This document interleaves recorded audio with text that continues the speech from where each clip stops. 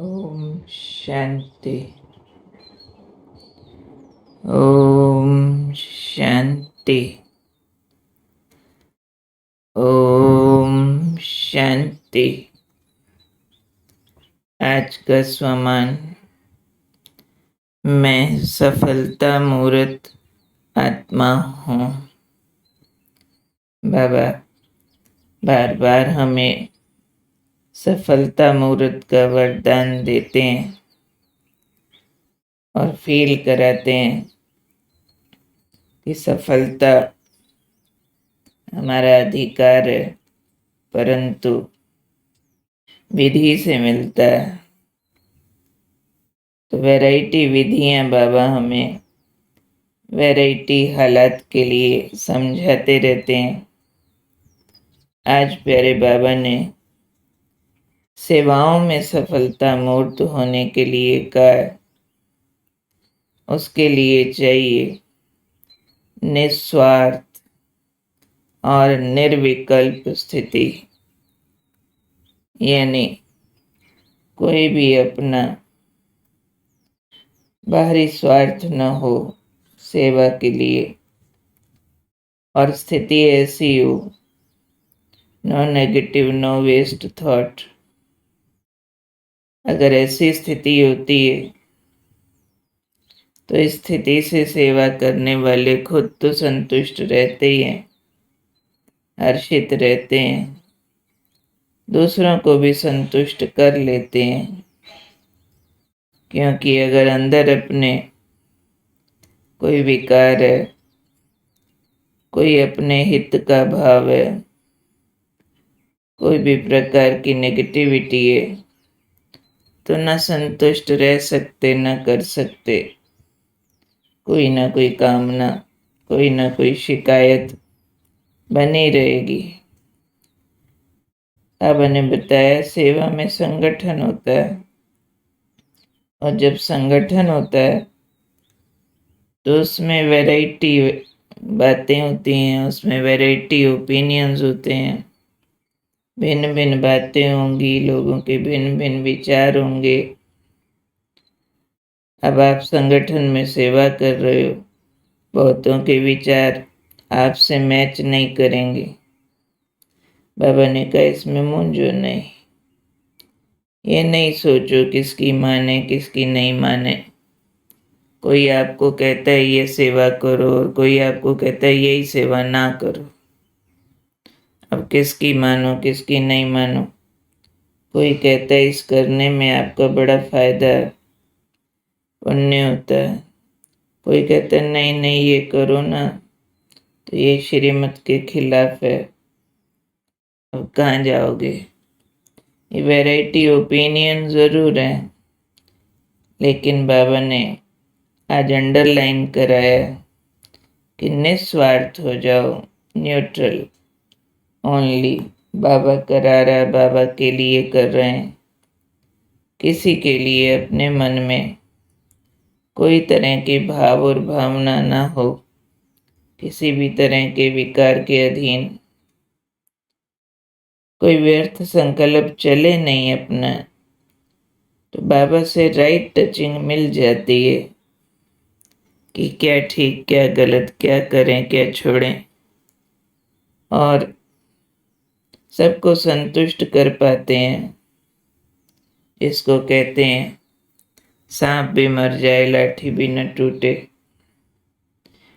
अब वैरायटी में ही तो हमारा टेस्ट है ना, कि हमने श्रीमत को कितना समझा, हम कितने निस्वार्थ होकर सेवा कर रहे हैं। अपना कोई स्वार्थ होगा तो जल्दी डगमग हो जाएंगे। अगर अपना स्वार्थ ही नहीं है, केवल जन कल्याण, केवल श्रीमत का पालन, केवल निर्विकार स्थिति है, तो फिर वैरायटी ओपिनियंस माइंड नहीं होते हैं, गेम लगते हैं, रादर अच्छा लगता है। और निर्णय ऐसे लेंगे जो सब राजी हो जाएं। कोई को कोई बात अपनी सूट न करे या हमें किसी की सूट न करे। मतें तो अलग अलग होती हैं, लेकिन फिर भी दिल की दूरी नहीं होगी, क्योंकि निस्वार्थ होने से अंदर प्यार बना रहता है। एक घर के 4 भाई बहन, मतें अलग अलग हैं, कभी विचार मिसमैच होंगे भी, लेकिन आपस में एक प्यार बना रहता है। तो ये भी, भले हम संगठन में मिलकर सेवा करते हैं तो जरूर बहुत तरह की वैरायटी देखने में आएगी। ये वैरायटी ही हमारी ताकत है। जैसे भारत देश के लिए कहते हैं यूनिटी इन डाइवर्सिटी।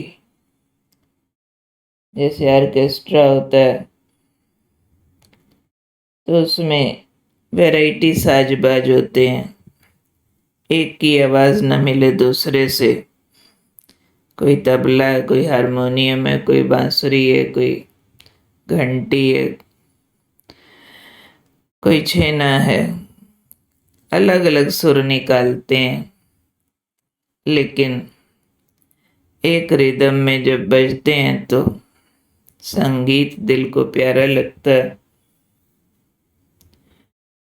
ऐसे ही सबकी ज़रूरत है बाबा के कार्य में,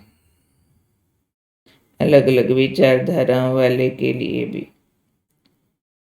किसी को कैसी सेवा करनी आती है, किसी को कैसी पसंद है, किसी को नापसंद है, लेकिन सबके दिल से एक सुर निकलता है, मेरा बाबा। जब उस मेरा बाबा पे आके ठहरते हैं तो खुद भी संतुष्ट और हर्षित रह सकते हैं, औरों को भी कर सकते हैं। बाबा मेरा, सेवा बाबा की, करन करावन हार बाबा। हम तो कठपुतलियां नाच रही हैं, इसलिए याद रखना है मैं सफलता मूर्त आत्मा हूँ, निस्वार्थ हूँ। कोई दुनियावी मान इज्जत